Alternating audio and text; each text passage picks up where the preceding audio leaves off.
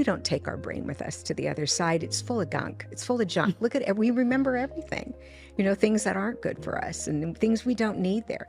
But the things that touch our heart, and there we're back to the love, those are the things we remember. The following podcast is a Healthydoc production. Welcome to the Healthydoc Podcast. I'm your host, Dr. Nigma Talib. I'm a leading naturopathic doctor now for over 20 years, and I've consulted thousands of patients with chronic illnesses. I've had clinics all over the world, and I have a #1 bestseller, Younger Skin Starts in the Gut.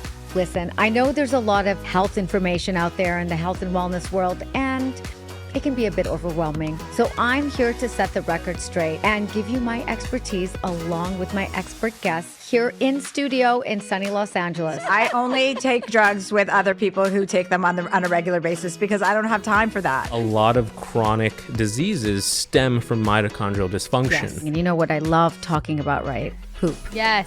You can ask me about my poop? Yeah, I'm going to talk about poop. Okay, please. This podcast is your go-to for achieving optimal wellness from the best of beauty and longevity and everything in between, because after all, wellness comes from the inside out. Welcome to the Healthydoc Podcast. I'm your host, Dr. Nigma Talib. Today, I have an incredible guest. She's going to take us on a journey beyond the physical realm. She is an incredible author. She is an intuitive medium. She's a soul healer. She's also a grief specialist and an addiction counselor. And she's written the most incredible book, Infinite Life and Infinite Lessons. I met her at a Goop gathering, and this was around 2018, and our souls connected right away. Mm-hmm. And I am so excited to be able to interview her today. I want to welcome Susan Grau. Nice to see you. Good to see you too. I'm so excited to be here with you. And congratulations on your book. I love it so much.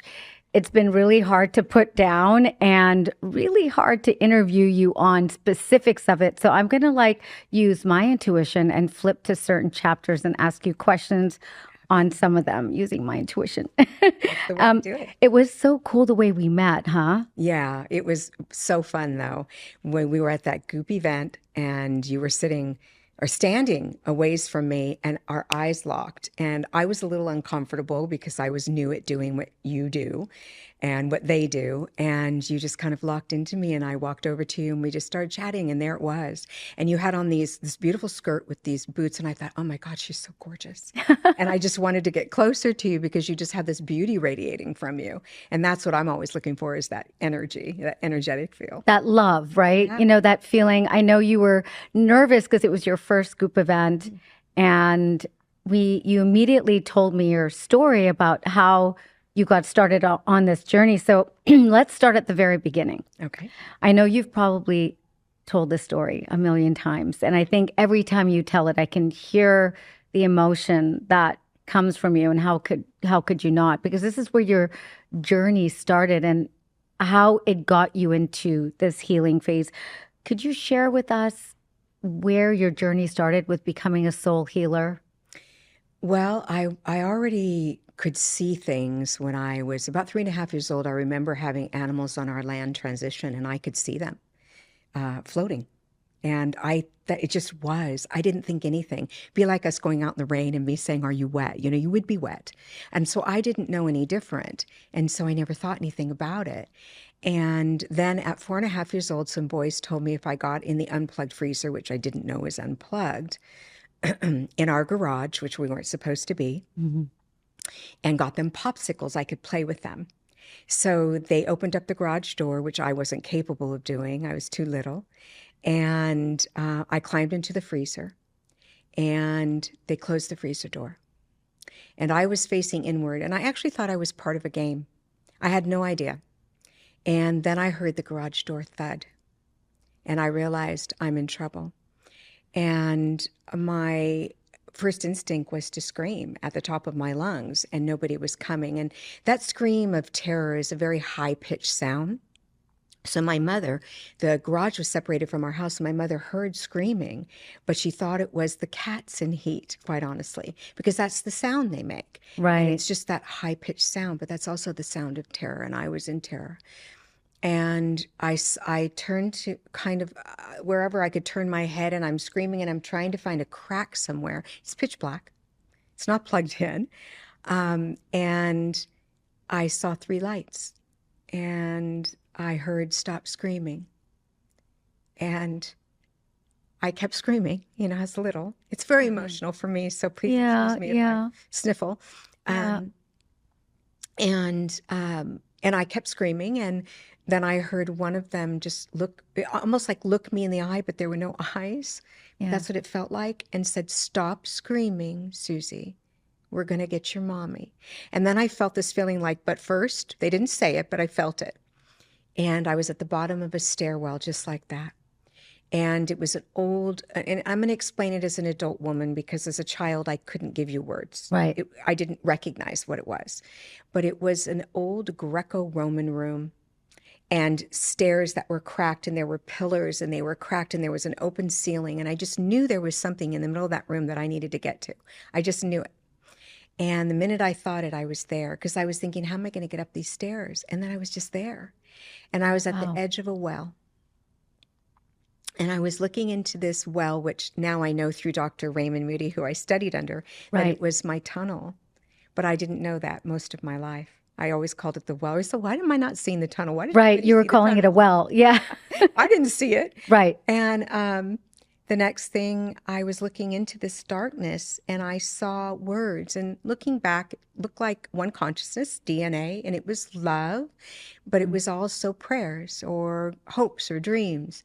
And I would hear things like, "My mommy has cancer. Please don't let her die, God." Or another one I heard was, "I'm turning 16. Please make my dad get me a car because he said no. Please, God, make him get me a car." So I was hearing all these different words and desires and dreams, and I didn't know what I was hearing. And I asked the angels, that I call them my lights, the angels, light angels. And I said, "Where am I?" And they said, "You're in the room of heart's desires." And I asked them, "Do you answer all those?" And they said, "No, Susie, sometimes what people desire the most isn't good for them." And then I just proceeded on that journey, going to different places. I went to a place called the Yellow Brick Road, what I called the Yellow Brick Road. People ask me, "How do you remember all this?" And I said, "Do you remember the Wizard of Oz? Do you remember the ruby slippers? Do you remember the Tin Man and the lion and what they were there for and how she got there?" And they go, "Yeah, yeah." And I go, "How old were you when you watched it?" "Well, I was about 5, yeah." That's how it is there. It's very, very, everything's metaphorical, at least to a child. I work with children who have near-death experiences. I hear the same stories. And so I related it to something so that I could remember and understand. And so I called it the Yellow Brick Road. Wow. And it was golden pavers, and they were paving paths. And I don't know how far you want me to go in this story. It goes on. Yeah. How long does this go on for? Like, how long were you in? Well, they said anywhere from 20 minutes to 2 hours. And that's because my mom heard your baby's in the freezer. Right. And my mother had been put in a hospital for seeing spirits. So both my mother, my sister, and my brother had this gift. And she was medicated, unfortunately. And so she didn't listen to her intuition. And what she had heard. And so she did nothing. And she heard it three times in total. The third time is when she actually came out. And during that time, I was just on a journey, amazing journey. I got to see the room of knowledge, which people call the Akashic Records. And I got to see people planning their journeys, and they explained to me, I was hearing people say, "I'm going to do this and I'm going to do that. And I'm going to learn this, and my soul's going to expand because I'm going to go through this pain." And I watched the angels or the guides or whoever they were looking at them and saying, "Oh, no, that's too much. It's too much in one lifetime." Call it the PhD in hardship, which I think I chose, with all my loss and everything. Right.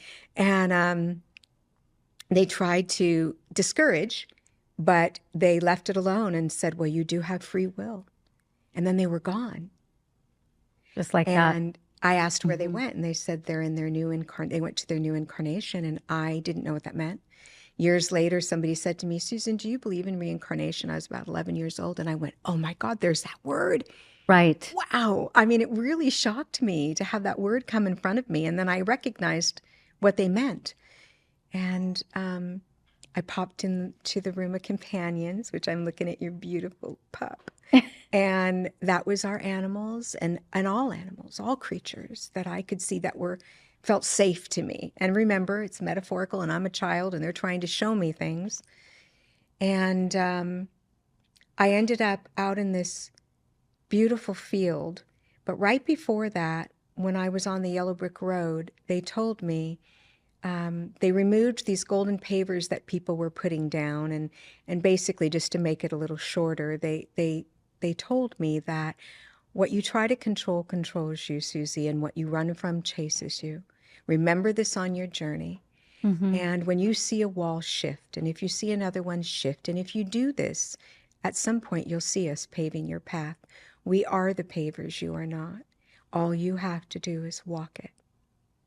And so, that was, and they said, you think with your mind Right. on any your humanness, what is right for you. We know what is right for you. And you were 4.5 years old when this all happened. Yep. And at that age you don't have as many inhibitions or, you're just saying Say it what the you way it is, the way you saw it, which is, I think, really interesting. And also, I think it's really important to acknowledge to the listeners is that we have a mind, we have a body, and we have a soul. And the soul is quite often removed from being too woo-woo, And as a doctor, and, of course, I studied in medicine, like looking at psychology, physiology, anatomy. We look at science the way we look at science. There is a treatment and there is a symptom. And the beauty of naturopathic medicine is we are healers in the sense as we're looking at the root cause, but in a scientific way. Mm-hmm. So we're using science, but we're using it at an underlying cause. But I don't discount anything I ever listen to because patients tell me things and I feel a real deep connection to my patients. And I feel our souls, just as you and I met, you connect at a soul level. And, you sort of wonder, why does your patient choose you to come to you as a physician? And I really feel that because I feel like when my patients come to me, that we're choosing each other to connect with. More them choosing me than me choosing them. Because this is the person they're coming to heal. And I feel that becomes a calling. And I also felt that at a very young age. So this is really interesting, your journey. What you just said is so interesting to me because I did hospice work. Right. And some people would choose to let their souls leave while I was there. Right. And some didn't. And there's the connection, there's a feeling, there's this energetic pull, and people trust you, or some people don't trust anyone. I mean, there's all these different kinds of people, of course, and we all cross over at different stages of our journey. And I always found that the elderly were the ones that chose me to be there, and they would wait till their family left, and then they'd go ahead and go. And they'd tell me, I see my son, and I could see that. And so I'd say, oh yeah, I see him. He has dark hair. He'd say, oh yes, that's exactly what he has on. And we'd have this beautiful synergy going on. And it's kind of what we had when we met. It's a synergy of souls. And, our souls know where we belong. And in science even, body, mind, spirit, if more people, more doctors would look at body, mind, spirit connection, there would be so much stronger and more fulfilled healing. Right. Because it all connects. We're all interconnected. And that's what they were trying to tell me. From PMS to perimenopause to menopause to postmenopause, I've lived through it all. And through every stage, one thing becomes clear. Hormone fluctuations change how our bodies regulate temperature, especially at night. When your body overheats, even slightly, it disrupts deep, restorative sleep. The kind of sleep your hormones, metabolism, and mood depend on. That's why I can't live without my Rani Lounge pajamas. Their advanced technology activates natural fibers, making the fabric moisture-resistant, naturally fresh, and ultra-breathable, allowing your body to stay cool and regulate temperature the way nature intended. Better temperature control means deeper sleep sleep, better recovery, and a body that feels truly at ease. Whether at home or traveling, staying cool, fresh, and comfortable has never felt so effortless. Go to RaniLounge.com, that's RaniLounge.com, and use my code HealthyDoc15 and get 15% off your first order and experience sleep the way it was meant to be. It's funny, as you're saying this, I'm thinking there's a lot of apprehension to death. There's a lot of denial and apprehension and, negative connotation with death. At the end of the day, we are all cycling, right? Just as a woman cycles in her menstrual cycle and the cycles around the moon, we're cycling life and death. And death has become something really sort of an anxiety-provoking conversation. Oh, yeah. And so this is why I wanted to have this conversation with you, because I lost, when we met, I had just lost my dog, Mimi. And it really affected me. I'd had a lot of, family members, grandparents, aunts, cousins pass away. My cousins passed at a very young age. But the dog of mine that passed away really hit me hard. And the grieving process of that was, I would say, the most painful grieving process I've ever felt. And it was strange. I met you at that time, and I remember you saying that it doesn't, the grieving, what did you say? Something like grieving doesn't choose you, or something. I can't remember. Grief's in charge. Grief's in charge. Yes. Yes. It doesn't. I tell people it's in the corner doing push-ups waiting for you to be vulnerable. So be prepared. It'll come out of nowhere. Right. It's like a wave. Yes. It's like a wave. I remember when my mom passed, I was looking at a can of beans in a grocery store and I just burst into tears. And my mom had no connection to beans. Right. But I just felt it then, and that grief took over. Yes. And we can't measure grief no more than we can measure love. But, going back to what you said about people feeling fearful of dying, or transitioning, whatever they choose to call it, life and death are synonymous, and they are the same. So when you're birthed, you are going through a tunnel, your mother's womb. You're right. You're fighting, and you're trying not to come out, and you want to, and you're feeling this push, like you have to, and you get out, and you're being poked and prodded, and they're putting, they're moving you around, and there's bright lights, and then they wrap you in a blanket of love. Right. And you're put in your mother's arms or your father's arms, and you're at peace, and you're filled with love. When you pass, you're fighting it. You're afraid. Right. Most people are afraid of how they're going to die. Right. I don't have fear of where I'm going. I have fear of how I'll go. Right. And that's just the truth. But we fight it, and we're afraid, and it's the unknown, and we don't know what's happening. And then the next thing you know, we're wrapped in a blanket of love. We go through the tunnel, we're wrapped in a blanket of love, and we are safe. So do you believe how we're born is exactly how we're going to, in terms of the feeling? The process is the same. Yeah, it is. That just makes sense. I just know that because I went through it, and it's yes. just so, it ends up being such a beautiful process. And but we have so much fear around it, and that was created by society. We were not born to be fearful of death. We actually innately came from there, and we know this is a journey here. We know the minute we are able to understand that people leave, and we are brought into this world and living the world knowing that people are coming and going, and but yet it seems mysterious to us. Right. There's the confusion. Everyone does it. Right. It's a natural cycle of life. Yes. Yeah. Yet we're fearful of it. Where do you think that came from? Society. I think, watch movies. Where do you think, being afraid of spirit comes from? Right. You watch a movie, turn on the television. And also, even news. Anywhere that you look, you see, oh my God, she's sick, she's going to die. And I'm saying, oh my God, they're so lucky. Right. They are going to go through this process and see this beautiful light that I was able to see, and have this beautiful experience of the afterlife again, so quickly. Or maybe they lived 90 years and they're ready, they're ready for that process. So either way, I don't want to die. I love this journey. Right. I want to go get my margarita and I want to, go make love and, all those things that we Right. do. But what I've learned is that as I accept that the process is moving forward, I become more peaceful in it and less fearful. So I think we get ready to get ready.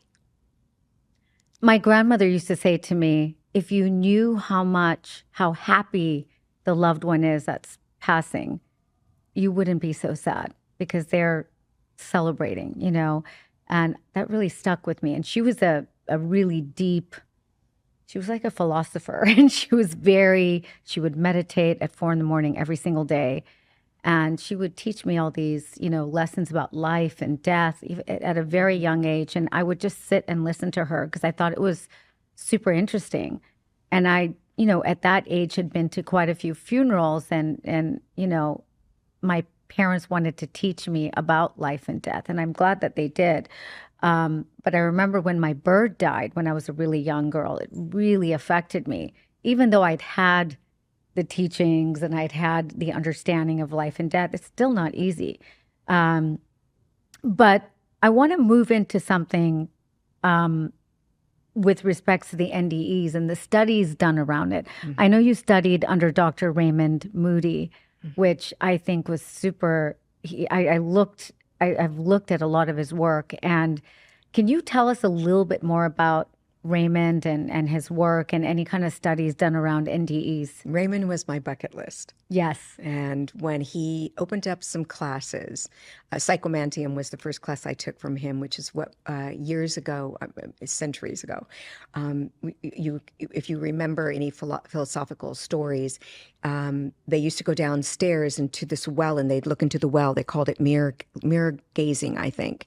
And so he created a way to do that in this day and age, where we could see spirits through water. He does it through mirrors. And so anyway, I did that and I thought, oh, this is interesting. It was a little woo-woo for me, honestly, but I thought it was pretty interesting. And he did it very scientifically. So I love that. He's so educated. He is the kindest man I have ever met. He is probably one of the smartest, most intelligent men I've ever met.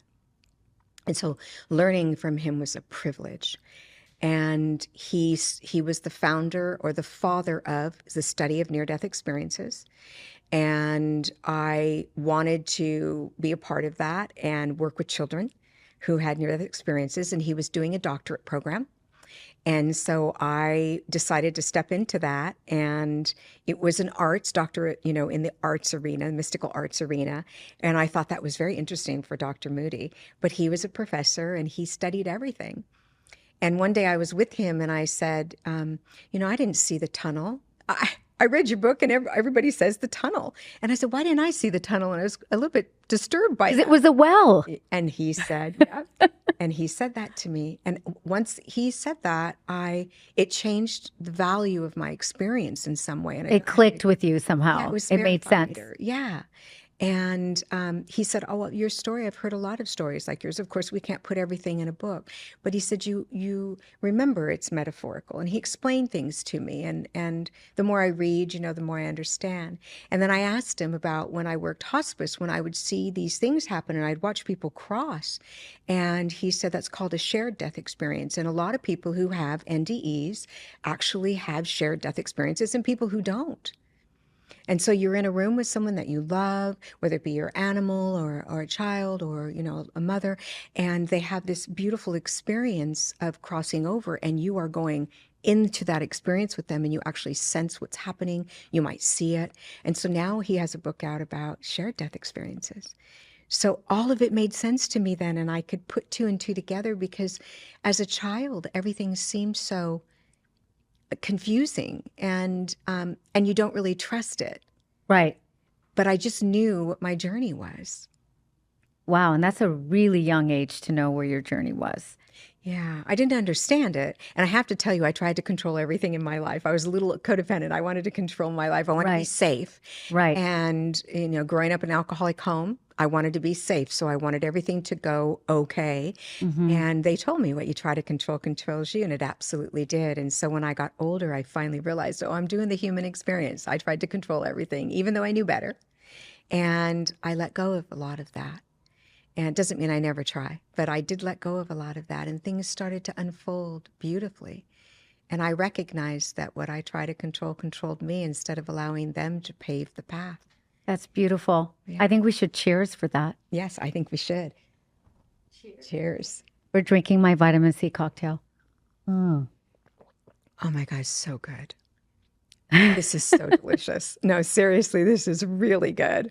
I want to share something that could literally slow down how you age, inside and out. Let's talk about hyperbaric oxygen therapy, or HBOT. You've probably heard of it being used for athletes or wound healing, but what you may not know is the latest research is showing powerful benefits for cellular regeneration, brain health, and even reversing some biological markers of aging. Hyperbaric chamber works where you breathe in oxygen at higher than normal pressure. This process stimulates your tissues with oxygen and beyond what your body can normally get in. That extra oxygen jumpstarts your cells, helps natural repair processes, reduces inflammation, and boosts collagen production. It even stimulates the growth of new blood vessels. Studies have shown improvements in telomere length, which are kind of like protective caps on your DNA that shorten as you age. Longer telomeres, that's linked to healthier aging.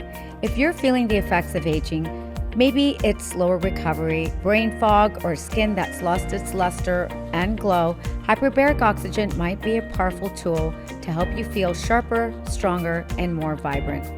Go to oxyhealth.com, that's OXYHEALTH.com, and type in discount code HealthyDoc10 for your first order. I want to learn more about creating our soul contracts. You talk about that in your book.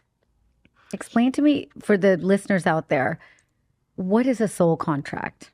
Well, soul contract is something that your soul wants to resonate in understanding. It's really simple. In my book, everything is simplified so that you can understand it. There's no complicated information. And it's because people need to understand. It changes the journey for them. And so in a soul contract, you might be deciding, I'll give you an example, that you want to be married and your soul wants to resonate in the understanding and the feeling of that.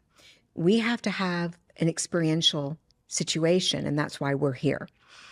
You wouldn't get married there, and you wouldn't be able to hug and all those things on the other side because you are energetically there.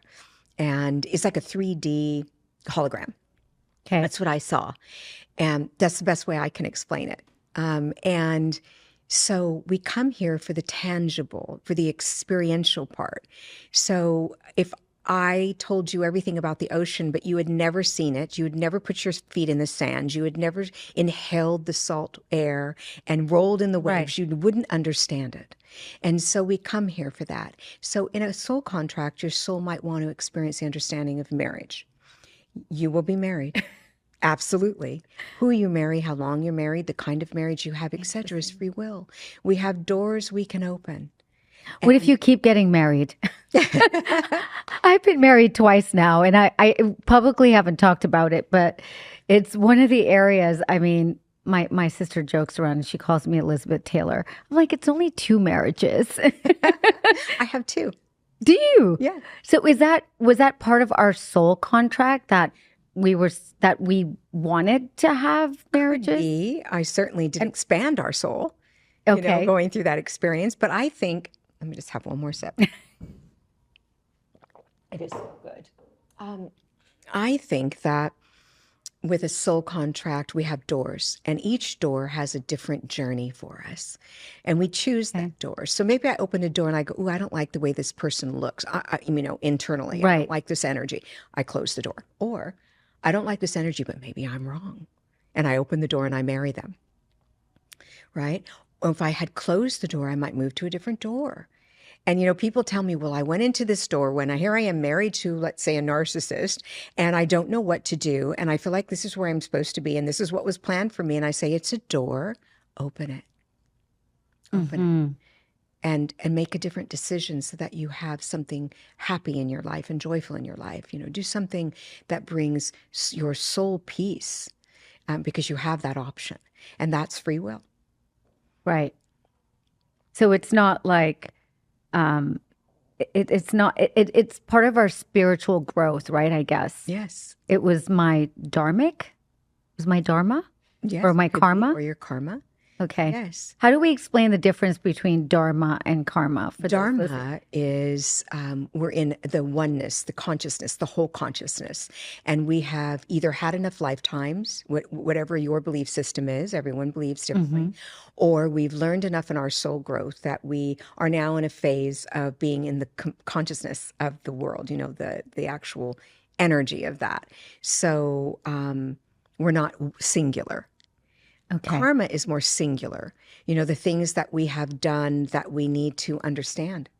Maybe they aren't good things. Maybe they are. It doesn't have to be bad. Because when we hear karma, we think about, oh, your karma's coming for you, right? We always think it's like a bad thing. Is it always a bad thing? No, I think people think that, but I know that I've done beautiful things for people and it's come back to me tenfold. Okay. So karmically, I put that energy out and it came back. Right.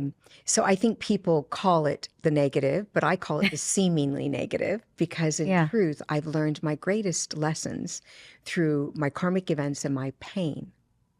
So I find pain and joy to be equal in value. And in fact, I believe my pain teaches me more because I want out. I want to grow. I want to expand in my pain. And that can be physical pain, like a doctor, and it can be emotional pain. But I want to expand. And so my soul is crying for that and begging for that. And so I change and I do something different. Your book had so much in it. When I was thinking about what am I going to choose? I'm like, I'm just going to intuitively choose a page of that I landed on. And one that I kept coming up over and over again was like when somebody comes up to you and says, this happened to me a lot when I was a kid. People come up to me and go, gosh, you're a really old soul. And is that a good thing? Is that a bad thing? I mean, what does that mean? Well, I believe that means souls always are and always will be. They are never gone. However, some come to this planet many times, some come never. Right. Some come once. That would be a new soul on this planet. And so the experiences are different. Okay. And, I've known old souls, and I knew they were old souls because of their life journey that learned nothing. And I've met new souls that are learning at a rapid pace and are beautiful and energetically present. So, it just depends upon, an old soul, when someone says that, it's usually a very great compliment, quite honestly, because what they're saying is they see something in you that's wise. Right. Interesting. And the more we come here, the more wise we become. Right, because you've been given so many lessons and you come back in your incarnation to learn those lessons. And what happens when you've learned all your lessons? Does everybody fully learn all their lessons? People always ask me that. I love that question. I love it because it's so important. If you understand that love is the hierarchy. Okay. Not spirit. Love. And the higher or the more you love, the higher you vibrate. The higher you vibrate, the closer you are to source. Yes. So we come here to learn, number one, our soul purpose ultimately is self-love. It is. That's the bottom line, and it's the hardest thing we do. We can love others. We innately come here to love others. How we love them matters, because the more self-love we have, of course, the more extensive our love can be towards others. But we innately come here to love others. But self-love, I'll tell you how beautiful you are, and then I'll go, oh, this doesn't look right, and look at my chin, and I'll do all of that. Right. And it's usually for women, it's usually physical. For men, it's usually achievement.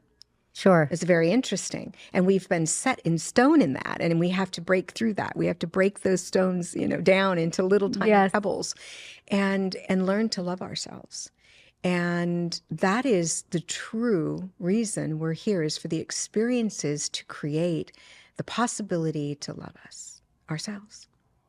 That's so beautiful, Susan. I've built my entire clinical philosophy and even wrote a book called Younger Skin Starts in the Gut around one simple truth. If your gut isn't optimal, nothing else works. Genova Diagnostics GI Effects Test is the gold standard in functional stool testing, mapping your microbiome, digestion, inflammation, and nutrient absorption with clinical precision. It's a crappy job, but someone has to do it. And no one does it better than Genova. Visit genovaconnect.com and use my code HEALTHYDOC15 for 15% off your first stool test. That's a long way to explain it to patients, because I do have a lot of patients that have lost loved ones or have been through a divorce. And, love is the answer at the end of the day. But there are different stages of grief too, and there's different... you've got to get through that grief before you can feel that love, right? And so I wanted to sort of rewind here and go back to grief, because a lot of people listening now might have loved ones that are terminally ill or have had, someone they love pass away, or someone go through a divorce, which is like a death. I went through it. Yes. It felt like a death. Susan, how do we are there different stages of grief that you have specifically defined? And if so, how do the listeners work through those stages and coping? Because you do a lot of counseling in this area. Yeah. I think for me, I share the different types of grief first, so there's anticipatory grief, which is we're anticipating the loss of someone, which would be someone terminally ill. Sure. There's, murders, there's suicides, which I experienced a lot of, both my brothers and my mother. So I've gone through some very deep grief myself, and several friends, actually. So it's been in my journey. I must have wanted to understand that energy. Right. Karmically. So I could help others, I think. Right. And I get a lot of that in my office. But so the different types of grief don't change the actual process of grief. So, we go through that denial, like it can't be. It just can't be. And then we go through that anger. What's going on here? Why is this happening to me? And then we go to the bargaining. Well, what if I go to the doctor and I do this and I do that? And what if I eat right? And we go through all this bargaining. And then we go back to the anger. Nothing's working. And we continue on this pattern. And then we get to that acceptance stage. And what I try to explain to people is that we have been grieving since the moment we were born. Yes, they were small griefs. Mom takes your bottle, you grieve. Right. Mom takes your blankie away and says the trash man took it, you grieve. And we go through all these different griefs, even down to losing something that seemed important to us. Right. So when people come to me and say, I don't know how to do this, I tell them, you don't understand the intensity of this particular grief, but you do know how to grieve. So let's step into that, because you innately understand this process, and you will go through this process if you allow it. And when you run from grief, as they shared with me, it will chase you. Okay. The goal is to step into it. Right. And to make sure you have a healthy support system. And if you don't, find one. Because when you go through what I went through, which was died by suicide, people pulled away from me. It was their deepest fear, right? They didn't know how to deal with it. And I want to say to the people that are experiencing loved ones that they know that are going through the grief process with someone they love, is to just be there. You don't have to say anything. Just be present and hold that space for them. Let them speak. They want to talk about their loved ones. Don't discourage it. Let them. They want to share. They want to talk about all the little nuances when you lost your baby, your Mimi. You wanted to talk about all the beautiful connection you had. So do they. So just be there and follow the lead of the person who's grieving, and you can't make a mistake.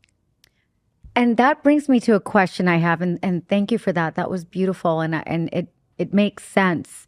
But my question to you is, like, when someone is grieving, like I found initially, me personally, I couldn't look at photos of her or videos of her. Like I found that it made me worse. It took time. So in that grieving process, are there things that you should stay away from? No. You just go through it. You go with what works. Get in there. For you. Honor your feelings. Mm-hmm. You know, we're so ashamed to cry in front of people. We call it ugly cry.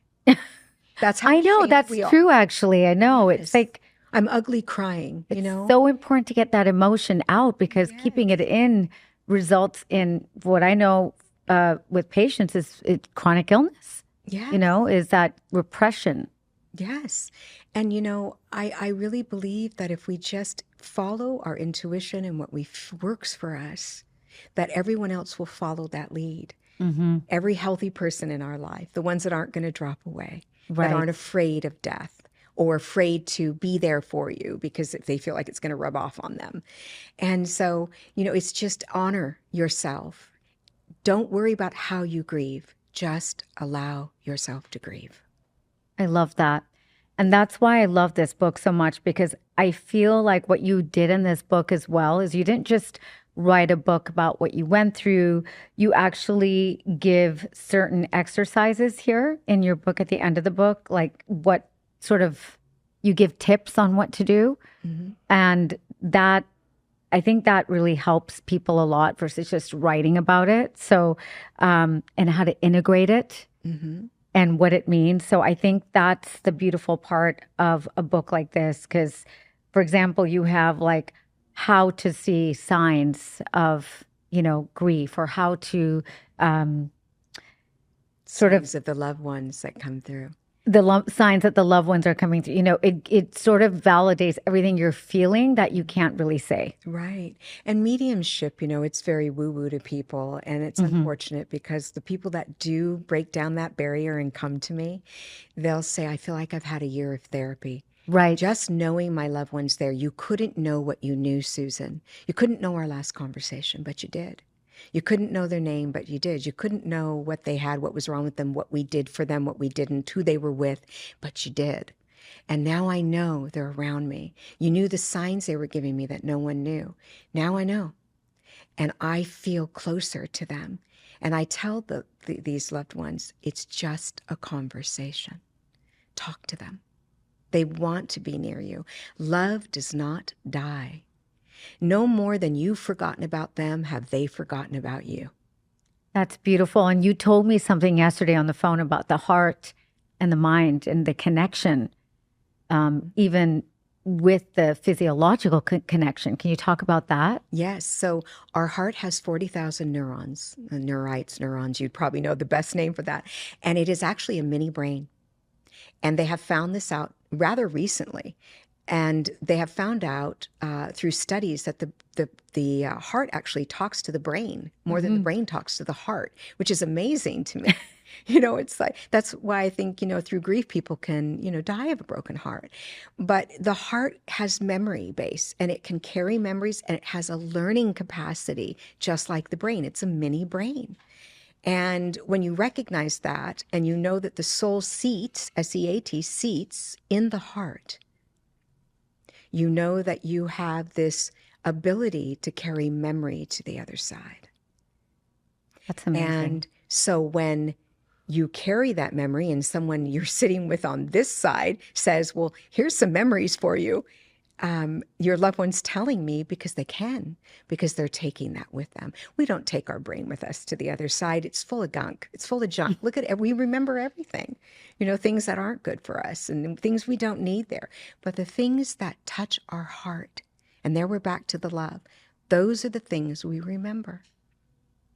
And so they're valuable to us. So our loved ones remember those things too. And when you recognize that, you can have a conversation with them and you can seat with them and you can feel that presence of them. And you can recognize, you know, I call it the 3 A's. It's my favorite thing to teach. I call it awareness, acceptance, and action. And awareness is I become aware that something's changed in the room.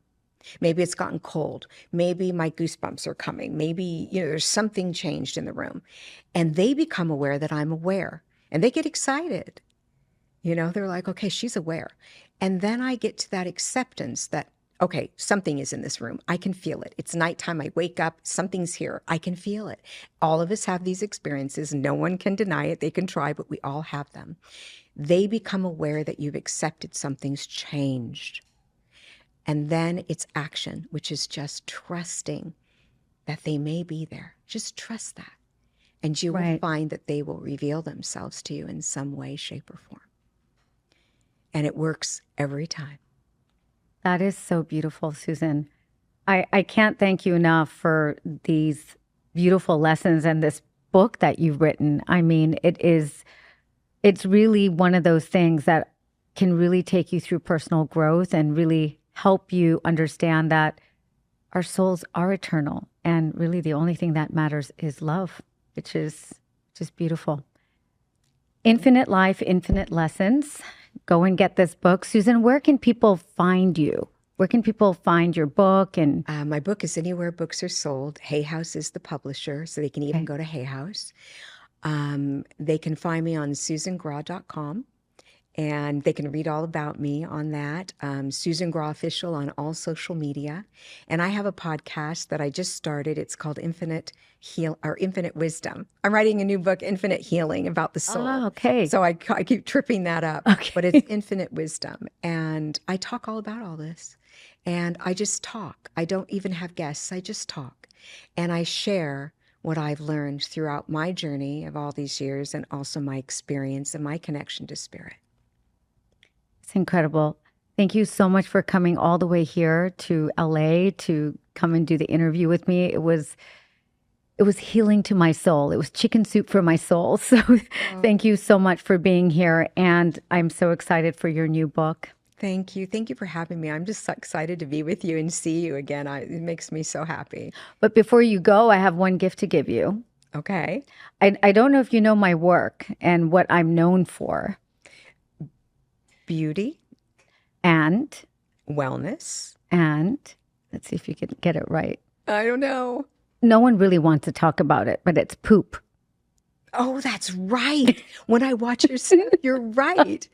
Everybody needs help in that arena. Right? So that's everybody.